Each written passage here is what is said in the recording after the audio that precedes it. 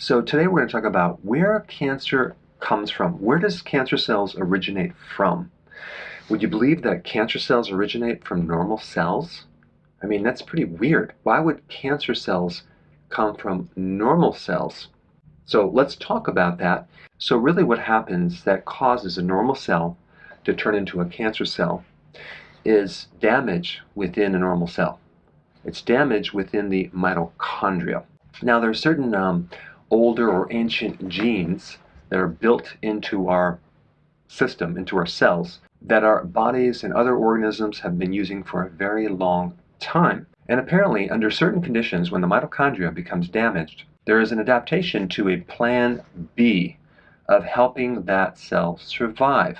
And so the difference between a normal cell and a cancer cell is a cancer cell does not run on the normal metabolism that a normal cell uses. A cancer cell runs on this older, kind of prehistoric type metabolism where your cells are fermenting its fuel, okay?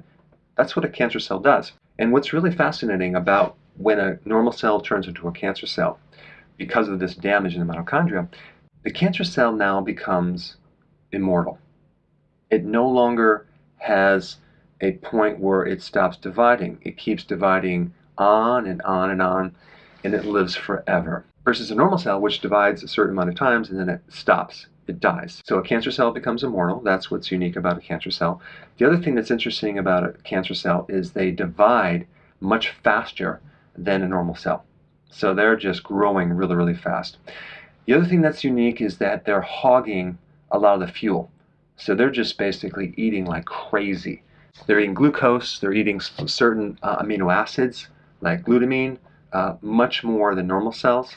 And in my last video, I also talked about they can also consume ketones for some of the cellular membranes that they need to survive. Now, the other thing that's interesting about a cancer cell is it migrates into areas of inflammation, okay? Now, this is good data because anything that can decrease inflammation in your body will help you slow down the migration of these cancer cells.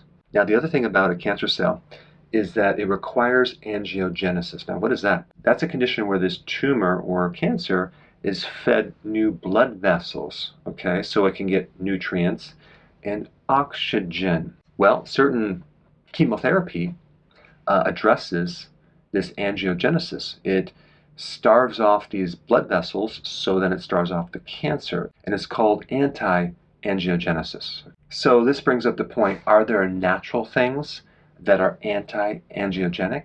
And the answer is yes, there are. And that would be things like wormwood extract, curcumin, resveratrol, green tea, and cruciferous vegetables. So there are certain things, like cruciferous vegetables, that cause the cancer cells to commit suicide and not your normal cells.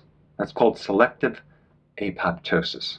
Okay, so this is why you should be consuming cruciferous vegetables on a regular basis. Now, there's a couple other things about cancer cells that you need to know about. They need growth factors to grow. Okay, if they don't have growth factors, then they can't grow. And one of the biggest growth factors is insulin. And it's well known that insulin triggers the growth of cancer. Now, why is that important? Because you want to do things to keep insulin on the low side, and that would be going on a low-carb diet.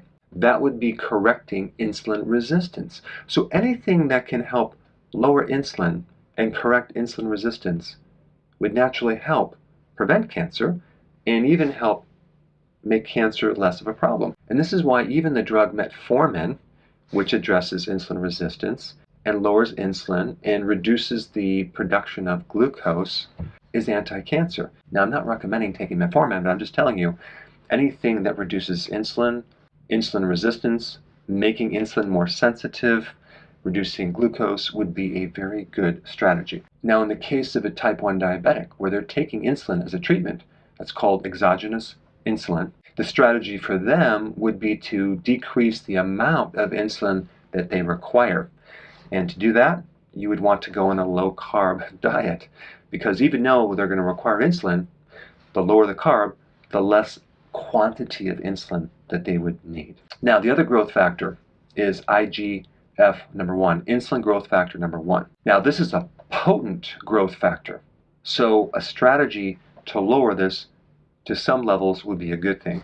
Now, how can you do that? You guessed it, fasting. Now, in certain experiments, within 24 hours of fasting, there's a decrease of 43% of IGF number 1. Okay?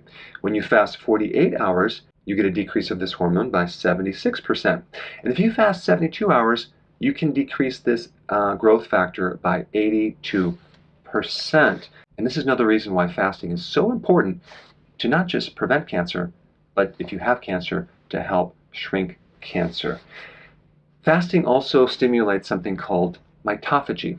That is the recycling and the removal of damaged mitochondria from the system and recycling those into new cells. And as I said before, cancer originates from damage to the mitochondria. Fasting directly helps you reduce the amount of damaged mitochondria. So that would be an important thing to know about. And the last point I want to mention about fasting is that fasting increases the antioxidant network that protect the mitochondria from getting damaged in the first place. So that's another reason why you should do fasting on a regular basis. Now, out of all the things that damage the mitochondria, what are the most important things to know about that?